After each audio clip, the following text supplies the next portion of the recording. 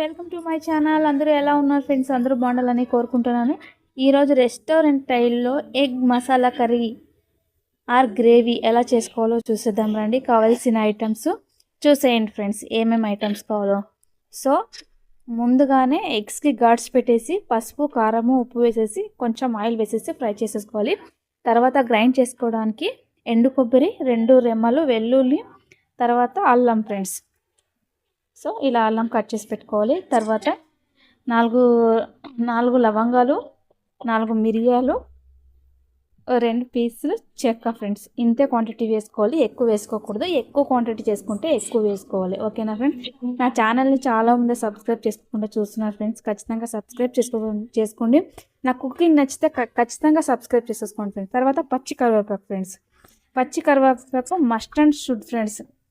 Non veg ఏదైనా చేసేయండి, మీరు పచ్చి కరివేపాకు వేసుకోవడం మాత్రం మర్చిపోకండి ఫ్రెండ్స్. అది వేయడం వల్ల టేస్ట్ వేరే లెవెల్ ఉంటుంది ఫ్రెండ్స్. ఖచ్చితంగా ఒకసారి ట్రై చేయండి. మీరు నేను చెప్పిన మాట నమ్మకపోతే మీరు ఒకసారి పచ్చి కరివేపాకు వేసి చేయండి ఫ్రెండ్స్. ఓకేనా? అది చేసే ప్రాసెస్ చూసుకుందాం రండి.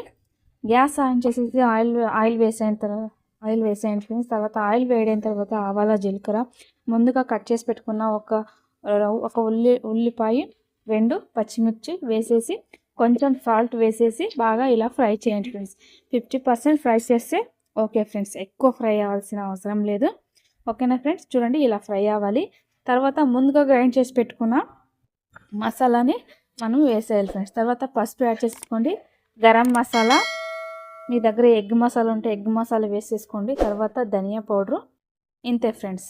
ఇంత వేసేసుకొని బాగా మసాలా అంతా బాగా కలిసేలాగా బాగా కలపండి ఫ్రెండ్స్. తర్వాత 2 టేబుల్ స్పూను కారం. తర్వాత ఇది నేను యాక్చువల్లీ మసాలా రైస్ కోసం చేసుకుంటాను ఫ్రెండ్స్. ఇది కొంచెం వేసుకుంటున్నాను, మీ దగ్గర అవైలబుల్ ఉంటే వేసుకోండి మొత్తం. తర్వాత స్పైసెస్ అన్నీ బాగా కలపండి ఫ్రెండ్స్. తర్వాత మీకు సాంబార్లా కావాలంటే సాంబార్లా చేసుకోవచ్చు, గ్రేవీలా కావాలంటే గ్రేవీలా చేసుకోవచ్చు. గ్రేవీనే బాగుంటుంది. చపాతీలోకి, రోటీలోకి, ముద్దలోకి సూపర్గా ఉంటుంది. కొంచెం సాల్ట్ వేసుకోండి ఫ్రెండ్స్. ఎందుకంటే ముందుగానే మనము ఉల్లిపాయలు మగ్గించడానికి కొంచెం సాల్ట్ వేసేస్తాము. అందుకోసం ఇప్పుడు కొంచెం వేసేసుకున్నాను. చూడండి బాగా గ్రేవీ లాగా బాగా ఉడికిన తర్వాత ఎగ్స్ అని వేసేయాలి ఫ్రెండ్స్.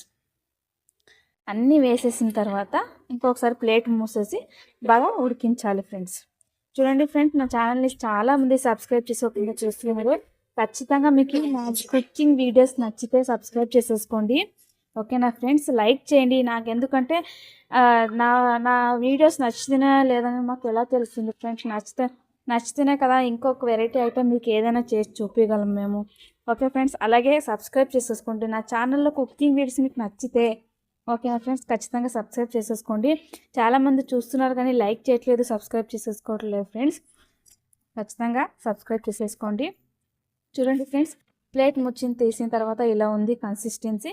ఇంకో కొంచెం మాకు గ్రేవీ కావాలి కాబట్టి ఇంకొక కొంచెం ఉడికించాను నేను. చూసారా? లాస్ట్ ఎండింగ్లో ఎలా ఉందో చూసేయండి ఫ్రెండ్స్. ఇలా ఉంటుంది ఫ్రెండ్స్. ఈ కన్సిస్టెన్సీగా రావాలి. చూసారా ఎంత గ్రేవీ, ఎంత కలర్ఫుల్గా ఉందో? చూసారా? ఇది అన్నంలోకి తినచ్చు, చపాతీ, రోటీ, పర్పస్గా యూజ్ చేయొచ్చు ఫ్రెండ్స్.